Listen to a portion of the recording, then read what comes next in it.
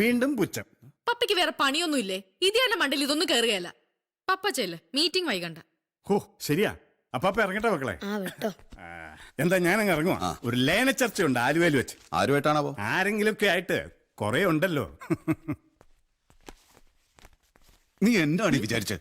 നിന്റെ കോരപ്പനെ കാണിച്ച് അങ്ങ് വരണ്ടു വന്നോ? എന്റെ പട്ടി പഠിക്കും. കാലത്തിൽ അപ്പനെ പറഞ്ഞോണ്ടല്ലോ, കൊച്ചിരിക്കുന്നു ഞാൻ നോക്കില്ല. നെറുകം തലക്ക് ഞാനൊന്ന് വെച്ച് തരുവേ. ആഹാ, ഇതിനെതിരെ ഞാൻ ശക്തമായിട്ട് ആഞ്ഞടിക്കൂടി. ആഞ്ഞടിക്കും. വെറുതെ പേടിപ്പിക്ക പന്നി.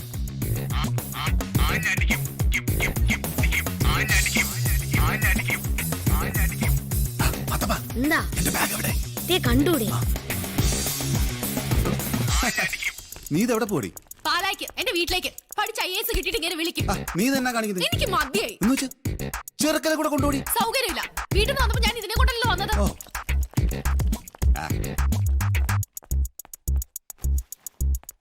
എടാ മാതപ്പ, മമ്മിയുടെ ഒപ്പം പോയി കാറ് കയറാ. ആഹാ, അങ്ങനെ അപ്പൊ ഒറ്റയ്ക്ക് വിലസണ്ട കേട്ടാ. ഇവനെയൊക്കെ ഏത് നേരത്താണോ? അത് അന്നേരം ആലോചിക്കണം.